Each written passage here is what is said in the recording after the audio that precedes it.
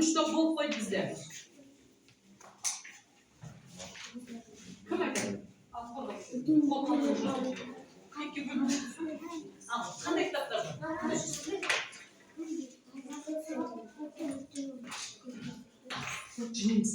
Ал айтып өтті.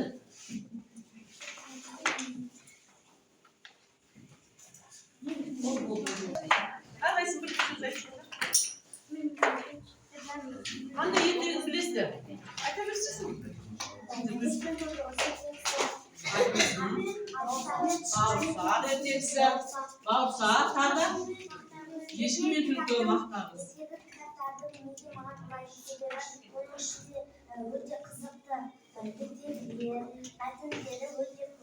Өте жақсы. Шапалағын қояқпын. Ал отырмай кетсеңдер. Екінші топ тыңдайық. Сендер қандай кітап?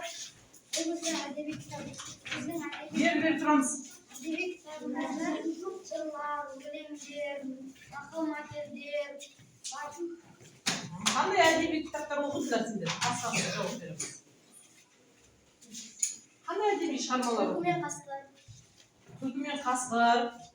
Ертеге жат кетпесін. Бізге әдеби өлеңдер деді ғой. Қандай өлеңдер білесіңдер? Қандай Қоғамды бата. Жырлар, иә? Аял 12 ай деген кітаптар оқыған екен. Өте жақсы. Екінші топ. Ғылыми кітапта көптеген Отыра қойыңыз. жаңалықтар, түрлі ғарыш әлемдерін зерттеуге болады. Басқаны жауап береміз енді. Ғылыми кітапта не бар? Ғылыми кітапта жаңалықтар және де жаңа зерттеуге ғарыштар бар. Ғарыш, енді ғылым десе біз ғарыш аймағын ойлаймыз ғой, иә?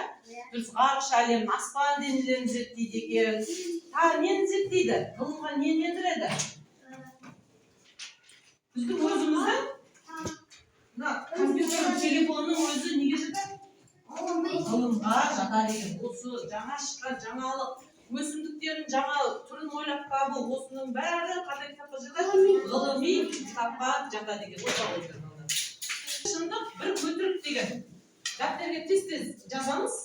Екі шын оқиға осы не бойынша оқыған мәтін бойынша. Және бір өтірік. Жұппен алмасамыз. Парақтарыңды. Екі жұпқа таратамыз. Жаңа берген парақ бар ғой, осының артына